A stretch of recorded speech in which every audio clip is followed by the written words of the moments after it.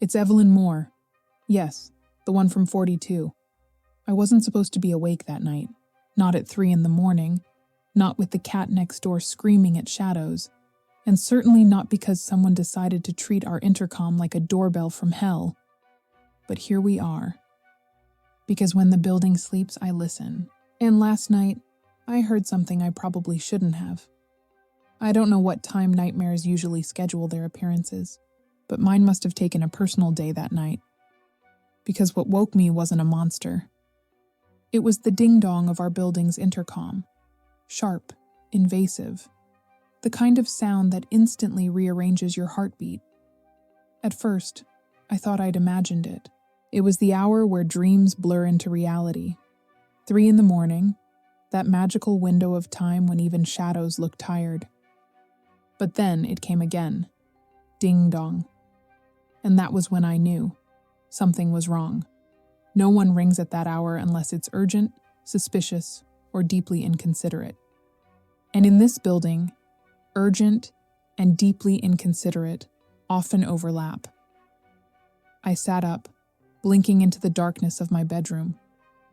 The faint light from the street lamps filtered through the lace curtains, drawing delicate patterns across the walls. My clock glowed an accusing 3:04 a.m. I could hear the soft hum of the refrigerator in the kitchen, the ticking of the hallway clock, and underneath it all, a silence so thick it pressed against the windows. I tried to tell myself to ignore it, to roll over, pull up the blanket, and let the mystery solve itself. But curiosity is my curse. If there's a noise, I'll follow it. If there's gossip, I'll taste it. So naturally, I swung my legs off the bed. My slippers met the floor with a soft shuff, and I tied my robe, green silk, because one must always face potential danger looking moderately sophisticated. I stepped into the hallway, the parquet cool beneath my feet, and pressed the intercom button. "Hello," I whispered. Static, just static. Then a sound behind the static, almost like breathing. I pulled my hand back instinctively, staring at the intercom as if it might answer me. Nothing.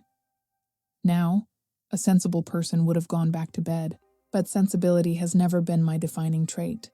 I, Evelyn Moore, am known in this building for 2 things: a talent for noticing what others miss, and a tendency to act on that knowledge when I absolutely shouldn't.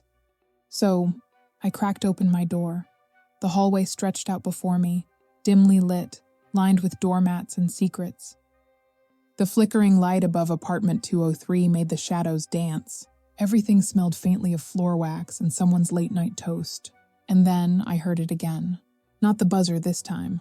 Footsteps, soft, measured, coming from downstairs. I leaned out, trying to see over the railing. Just as I did, another door creaked open. Caroline, my next-door neighbor, peeked out in a pale blue robe, her expression set somewhere between fear and fury. "Evelyn," she hissed. "Please tell me that's not you wandering around at 3 in the morning." "Well," I whispered back, "if it isn't me, who else would it be?" Literally anyone else would make more sense. We both froze when the buzzer went off again, this time from somewhere below. It wasn't just my intercom. Someone was ringing every apartment one after another, like an impatient salesman or a very confused ghost. I heard a muffled thump from the 4th floor, the unmistakable sound of Helen throwing open her window. "What on earth is happening?" she called down, her hair in curlers and her nightgown billowing like a curtain of disapproval. "Someone's ringing doorbells," I whispered up. "At this hour?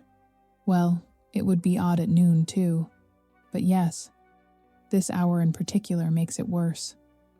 Caroline rolled her eyes, muttering something about moving to a building where people slept like normal humans.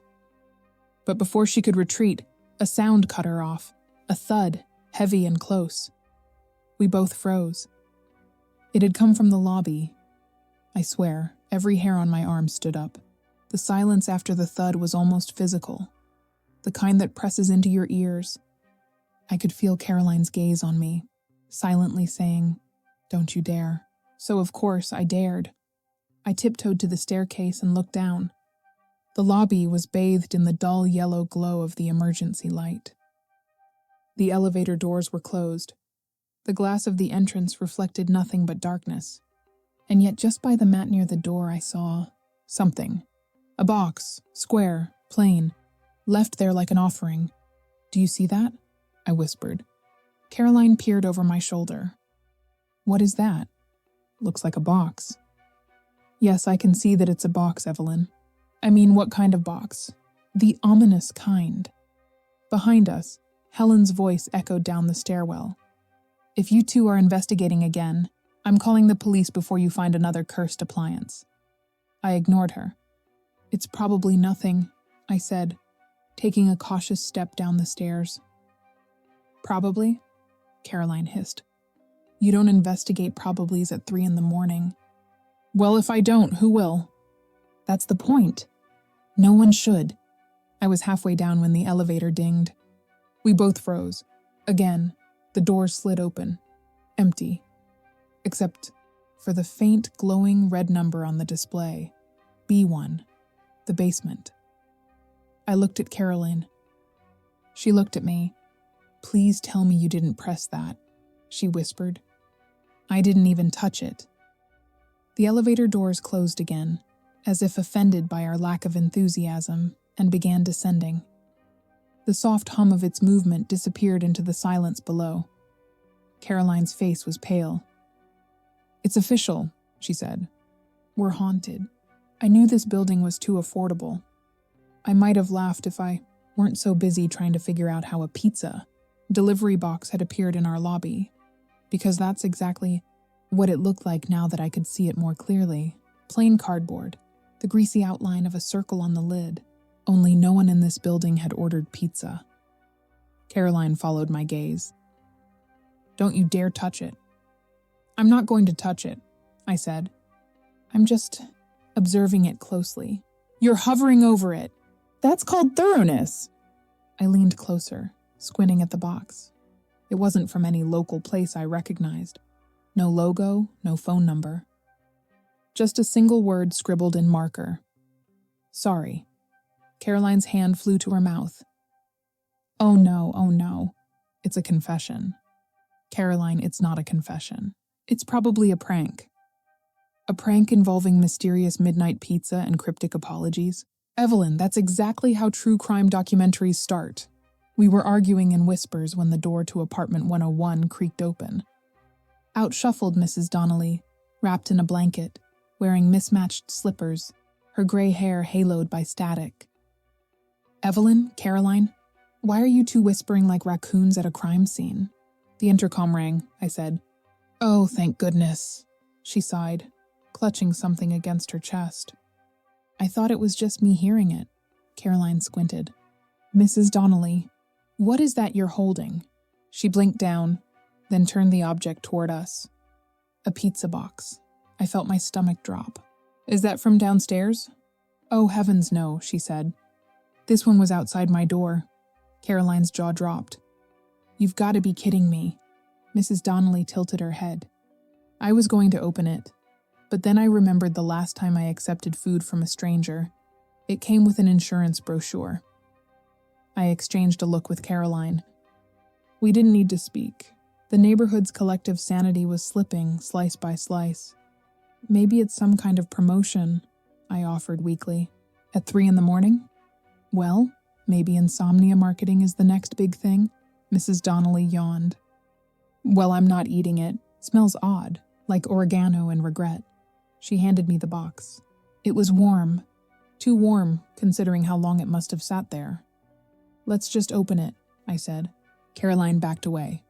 "Evelyn, no. Remember the Tupperware incident? That was one time. You released a colony of sourdough starter that ate through a paper bag. It was alive. It had dreams. But curiosity won. It always does." I lifted the lid, slowly, dramatically, because if you're going to uncover a mystery, it might as well have flair. Inside wasn't pizza. It was something wrapped in napkins, and a note. The handwriting was cramped, rushed. "You weren't supposed to see this. I'm sorry.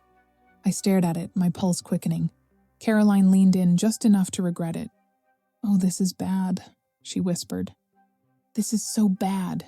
Mrs. Donnelly adjusted her glasses. Oh my, she said softly. Is that a key? Because nestled in the napkins was indeed a small silver key. Ordinary, unmarked. Except for one detail. It was attached to a tag that read 203. Caroline gasped. That's my apartment. And that, dear listener, was the moment I realized two things. One, this was no prank. And two, sleep once again would be a luxury at 42 Maple Drive. The moment Caroline saw that little silver key labeled 203, her face did something extraordinary. It managed to express panic, suspicion, and mild indigestion all at once. That's my apartment, she gasped, as though I'd just confessed to stealing her favorite mug. Yes, I said slowly, which makes this either very convenient or very alarming. We stood there, me holding a warm pizza box filled with secrets, Caroline looking ready to call a priest, and Mrs. Donnelly blinking like she'd wandered into the wrong play. The hallway light buzzed softly overhead, flickering like it, too, was anxious to know what was happening. Caroline crossed her arms, pulling her robe tighter. Evelyn, I'm telling you, this is weird. A mysterious doorbell in the middle of the night, an apology note, and now a key to my apartment? This feels like the prequel to a Dateline episode. Well, I said. We haven't seen any film crews yet, so maybe it's just Tuesday. Mrs. Donnelly leaned closer to the box. It's quite a nice key, she said approvingly. Sturdy. I bet it opens something interesting. Caroline gave her a look. It opens my home, Mrs. Donnelly. Then it already is interesting, the old woman replied, not missing a beat. I studied the key again. The tag looked hastily written, the ink slightly smudged. Whoever had left it hadn't wanted to be noticed. And yet, they'd chosen the loudest way to get attention, ringing every doorbell in the building at 3 a.m. Logic was not their strong suit. All right, I said, taking a deep breath. There's only one way to settle this. Caroline's eyes widened. Oh no. Don't even say it. We have to check apartment 203. Absolutely not. Why not? Because it's mine. And if that key doesn't belong to me, I don't want to find out why. But of course, she followed me anyway. She always does. Curiosity may kill cats, but it also drags Caroline down hallways. As we walked, Mrs. Donnelly shuffled behind us, muttering something about bringing snacks next time we went ghost hunting. The elevator light flickered again, as if offended we weren't using it. The building had gone eerily quiet. No more buzzing, no more footsteps, just the steady creak of old wood and the faint hum of the street outside. When we reached Caroline's door, she hesitated. This is ridiculous, she whispered. What if someone's in there? Well, I said, then they've been kind enough to water your plants while you were sleeping. That's not funny. Neither is your wallpaper, but here we are. I held up the key. It glinted under the dim light. Caroline stared at it like it might bite. Evelyn, she said slowly, if this opens my door, I'm moving out. Relax. It probably doesn't even fit. It fit perfectly. The lock clicked with the kind of finality that makes your stomach drop. Caroline's mouth fell open. That key shouldn't exist, she whispered. Clearly it disagrees, I said, pushing the door open. We stepped inside cautiously, as though the furniture might lunge. The apartment was dark, except for the soft glow of a nightlight near the hallway. Everything looked normal, too normal. Caroline's taste could best be described as perpetually bracing for guests. The couch cushions were perfectly fluffed, the magazines aligned by color. Nothing seemed out of place, until I noticed the faint scent of something metallic. I frowned. Do you smell that? Caroline sniffed. It smells like pennies. Or maybe old keys, I murmured. Mrs. Donnelly was still in the doorway, clutching her blanket like armor. "You girls should have brought me in earlier," she said. "I once solved a mystery involving a raccoon and a bag of walnuts." Very similar tension. I ignored her. Something caught my eye on the kitchen counter.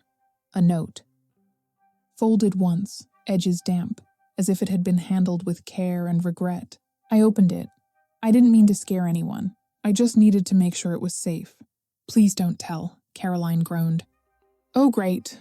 Now we have anonymous midnight poetry." "Shh," I said. "There's something else." Under the note lay a small plastic bag, the kind used to store jewelry or tiny objects. Inside it was a single gold earring, dainty, heart-shaped. Caroline blinked. "That's not mine. Are you sure?" "Evelyn, if I owned something that classy, I'd have worn it to brunch." Mrs. Donnelly squinted. "I've seen that before," she said. "That's from Helen's jewelry line. She sells them at the community fair every year." We all exchanged looks. The plot, as they say, thickened, like instant oatmeal. I grabbed the bag gently. "So someone left a note, a key, and Helen's earring at your door." Caroline groaned again. "I knew that woman was dramatic, but this is new." "Maybe it's a misunderstanding," I said. "At 3 a.m.? Good drama doesn't keep office hours." I felt the faintest buzz against my hip. My phone.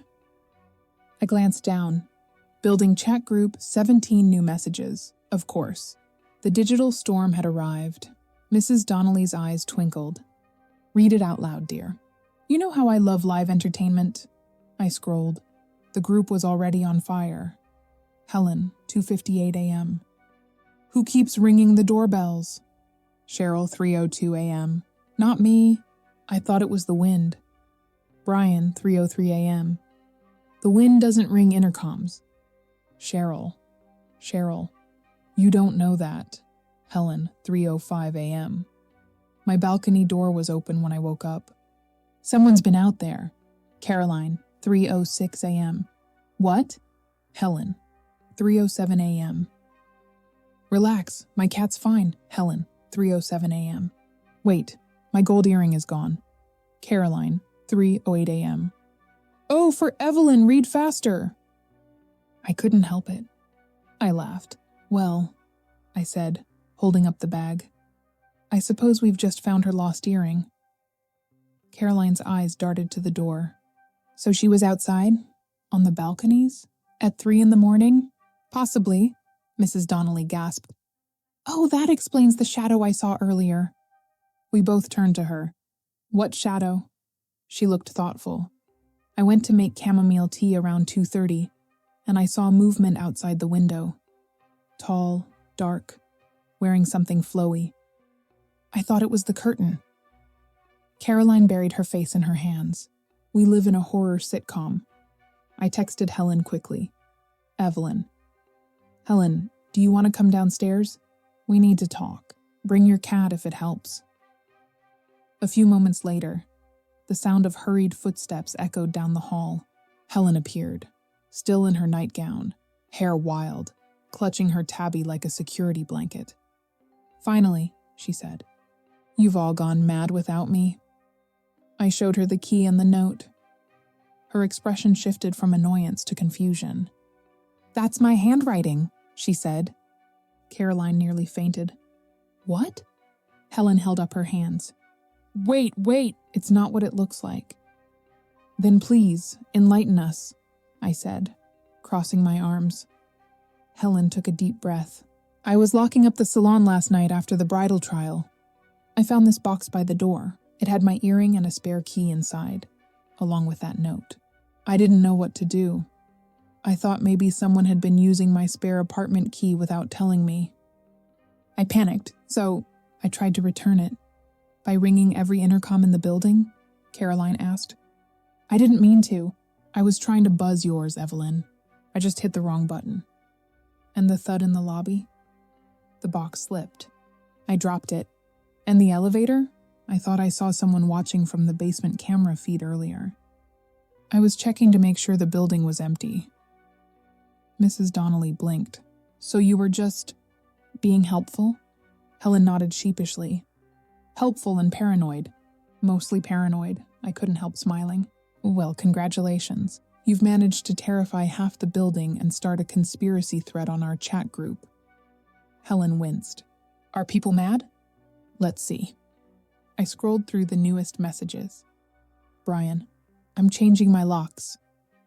Cheryl, I'm burning sage. Caroline, I'm moving. Helen groaned. Perfect. My reputation's toast. Oh, don't worry, I said cheerfully. It'll blow over by morning. They'll just rename you the Phantom of the Doorbells. She glared. You're enjoying this, aren't you? Immensely, Caroline sighed, rubbing her temples. Well, I suppose that solves it. No ghosts, no burglars, no cursed pizza. Not quite, I said. We still haven't opened the original box from downstairs. Helen frowned. There was another one. I nodded. In the lobby. Same kind of box, different handwriting. The three of them stared at me like I'd just announced free Wi-Fi in purgatory. Well, said Mrs. Donnelly, straightening her blanket like a cape, I suppose there's only one thing to do. Caroline groaned. Let me guess, we're going downstairs. Exactly, I said. And you're bringing the cat. We went downstairs in a line, the kind of line people make when they're headed into trouble but refuse to admit it. Helen carried her cat like a furry stress ball. Caroline shuffled beside me, breathing like someone who regretted her entire lease agreement.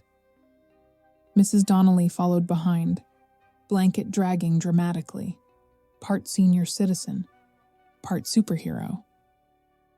The lobby was a still life of tension. Yellow light, polished floor, the faint hum of insomnia. And right there on the welcome mat was the box. Square, brown, unbothered. The word sorry scribbled on one side. The handwriting uneven, like someone who'd written it mid-panic or mid-yawn. I'll open it, I said obviously. You always open it, Caroline whispered, horrified. That's why you sleep better, I replied, kneeling down like a detective at a bake sale crime scene. The lid creaked. No pizza this time either. Inside was a collection of oddities, a plastic bag with hair ties, a few salon business cards, a keychain with mailbox keys, one lone hoop earring, 3 packets of chamomile tea, and, because fate has a sense of humor, a tiny wireless doorbell button. I stared at it. The little circle of plastic looked innocent enough, but I'd learned to never trust objects that make noise without consent. Helen frowned. That's not mine, Caroline gasped. That explains the ringing. Explains a lot of things, said Mrs. Donnelly wisely, though I suspect she was just happy to participate. The button had a tiny pink glitter speck stuck to its edge. I didn't need forensics.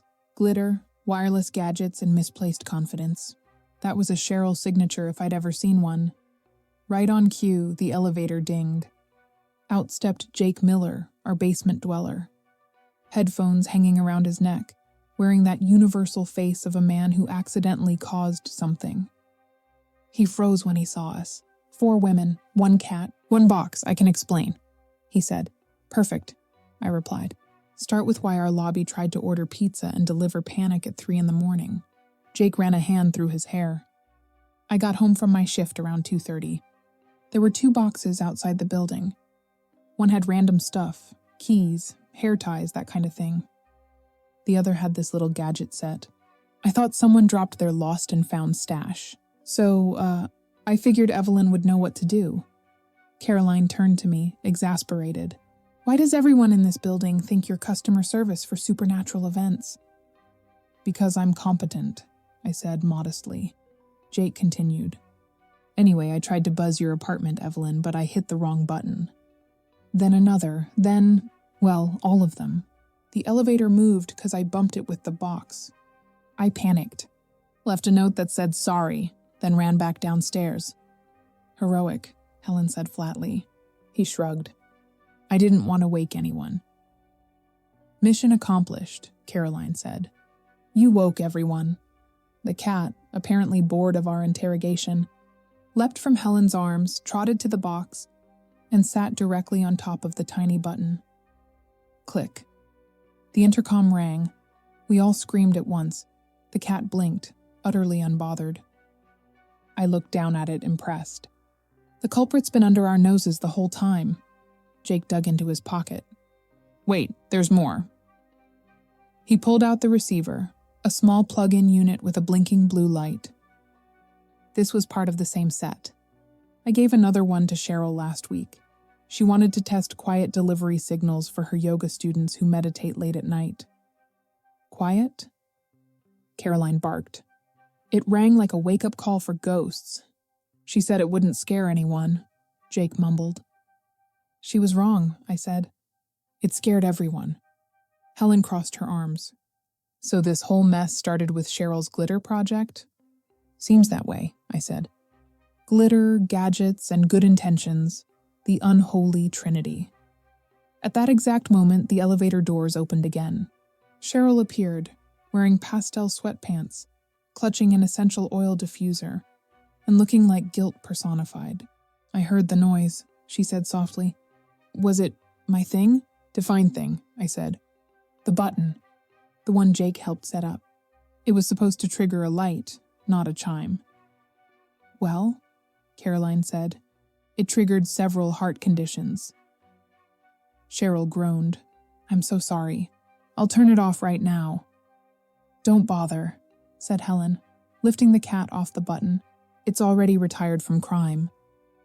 Jake picked up the little doorbell and receiver, examining them like cursed relics. Guess I'll just unpair them.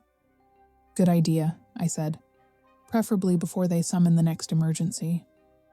For the first time that night, laughter replaced tension. Mrs. Donnelly declared it a learning experience in community electronics. Helen rolled her eyes but smiled, and Caroline exhaled like someone who just survived a mild haunting. To mark the end of chaos, we set up a lost and found table in the lobby, a small folding stand with 3 bowls labeled. Keys, accessories, things that make noise without permission. We even added a post-it. Lost and found. No pizza this time. By sunrise, the chat group was buzzing again, but this time with memes, jokes, and Cheryl's discount code for lavender incense, for peaceful nights only. Helen uploaded a photo of her reunited earrings with the caption, still sparkling, no longer missing. Even Walter, our janitor philosopher, chimed in. Reminder, nights are quieter when nobody presses buttons. I made myself tea, sat by the window, and listened. The building was quiet again, blissfully, beautifully quiet. No buzzers, no footsteps, just the sound of the world remembering it could rest. That's the thing about our little community at 42 Maple Drive. Chaos is temporary, but gossip, eternal. And as much as I complain, I'd miss it if the nights ever stayed too peaceful. If you've ever had a doorbell ring at an ungodly hour, tell me in the comments what you'd have done. Opened it or ignored it. Give this video a like if you believe curiosity and insomnia are a dangerous mix, and subscribe to The Neighbor from 42 for more tales from the world's most unpredictable building. And remember, always label your keys, unplug your mysteries, and never underestimate the power of an apology that starts with sorry. Good night, my invisible neighbors. May your doorbells stay silent, your tea stay warm, and your stories, always a little too loud to be ignored,